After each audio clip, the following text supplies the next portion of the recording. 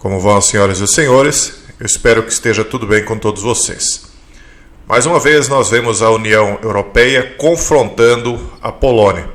Mais uma vez nós vemos a ideologia liberal de nível global confrontando os valores tradicionais e cristãos da Polônia.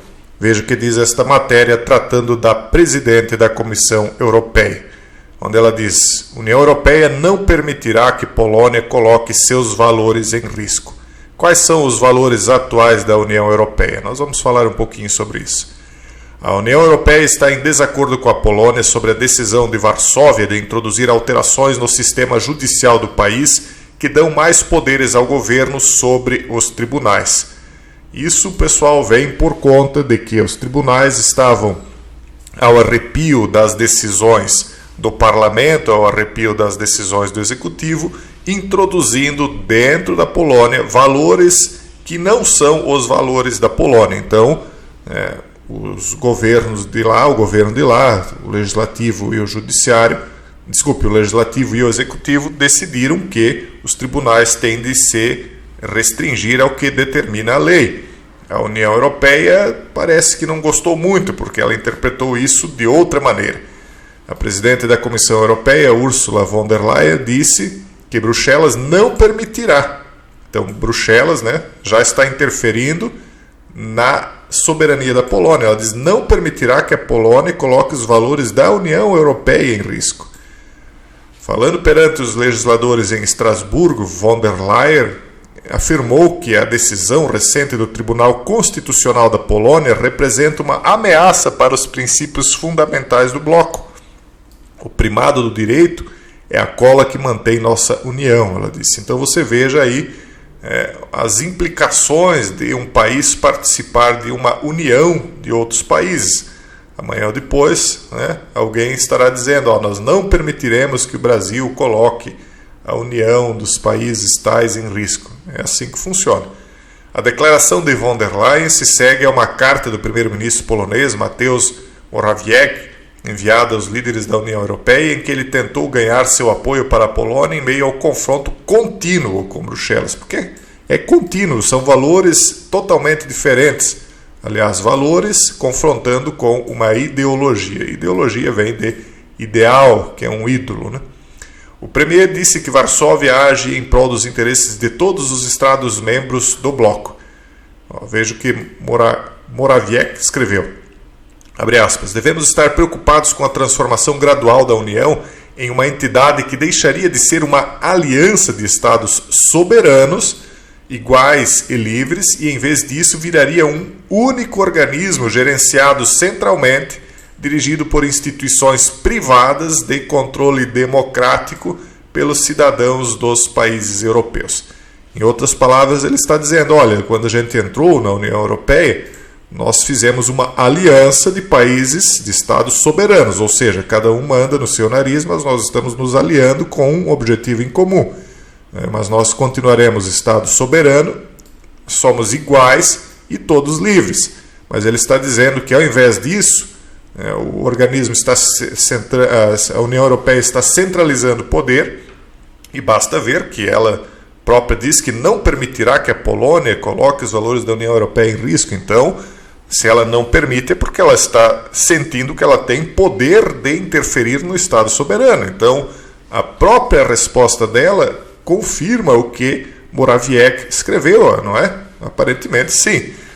Então, ele diz que, além de estar se transformando a União Europeia num único organismo gerenciado centralmente, ou seja, gerenciado em Bruxelas, ele não está mais sendo controlado democraticamente pelos cidadãos dos países europeus, mas dirigido por instituições privadas. Quem são essas instituições privadas? Seriam, talvez, os tecnocratas? Quem são? O primeiro-ministro da Polônia adicionou que Varsóvia não cederá a qualquer chantagem. Por quê? Porque vem sanções, vem chantagem, segundo ele. Reforma judiciária e decisão recente do Tribunal Constitucional. O desentendimento entre Bruxelas e Varsóvia começou após a Polônia ter decidido reformar seu sistema judicial. O partido governista polonês, Lei e Justiça, afirmou que as mudanças eram necessárias porque o sistema antigo sofria de corrupção e mentalidade da era comunista. Entre as principais alterações estão redução da idade de aposentadoria dos juízes, ao mesmo tempo permitindo que o presidente conceda uma derrogação de 5 anos a quem ele considere merecedor, ou seja, tem que aposentar o juiz mais cedo, ele não vai ficar lá de eterno no cargo, né? E se sentir com todo o poder do mundo para fazer o que quiser, porque o mandato dele acaba mais cedo. Ao mesmo tempo, se o juiz então for conveniente para o poder instituído democraticamente, então eles podem aumentar em 5 anos o prazo que ele vai ficar por lá. Essa alteração forçou cerca de 80 juízes superiores poloneses a se aposentarem mais cedo do que o previsto. Introdução de medidas disciplinares para os juízes, com as autoridades permitindo que os juízes sejam sancionados e investigados por suas sentenças. Nada mais justo, porque se estão acusando de corrupção as sentenças, eventualmente podem ter aí algum probleminha, né? Então, os processos disciplinares serão realizados por juízes nomeados pelo Parlamento. O Parlamento ganha, então, a possibilidade de escolher os juízes para o Conselho Nacional do Poder Judicial, que é a organização que nomeia os juízes. Ou seja, o Parlamento representando supostamente o povo, né, já que o povo vota em seus representantes, é quem vai nomear, então o povo nomeia indiretamente os juízes. Anteriormente, os indivíduos do Conselho do Poder Judicial eram nomeados por colegas juízes. Então, o sistema se retroalimentava, né? Se autoalimentava. A União Europeia criticou duramente as reformas, afirmando que elas violam as normas democráticas do bloco, dado que minam a independência dos tribunais e criam a possibilidade de interferência política em sua atuação. Bom, na verdade, sim, é uma interferência política, isso é necessário que se admita, mas só que é uma interferência política local, e aí eles não estão, como ela diz aqui, não estão querendo permitir. Por quê? Porque o povo polonês é soberano, eles querem se manter soberanos. E não é só a Polônia, né? Veja só, Hungria e Polônia, sempre a Hungria também tem se juntado aí com a Polônia para se opor à União Europeia em tribunal por acesso aos fundos comunitários. São vários os pontos aí que eles têm confrontado. Esse aqui é o ministro da Defesa da Polônia, Mariusz Błaszczak, né? Aliás, ele é um dos poucos homens ainda que é ministro de defesa em um país europeu. Por exemplo, aqui, nessa imagem nós vemos 4 mulheres identificadas como sendo as ministras da defesa da Suécia, Dinamarca, Noruega e Holanda.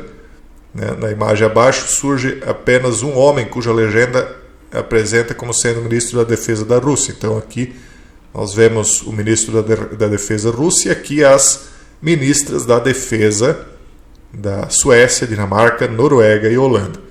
E aí aqui um ministro homem de ministro da defesa da Polônia. Então nós vemos aí que os valores e as ideologias realmente estão se confrontando. E aqui nós vemos a presidente, uma mulher da Comissão Europeia, Ursula von der Leyen. São visões diferentes, né? São valores diferentes que estão se confrontando e nós vamos acompanhando isso para ver qual deles vai acabar prevalecendo. Deixo aí um forte abraço a todos vocês e até o próximo vídeo, se Deus quiser.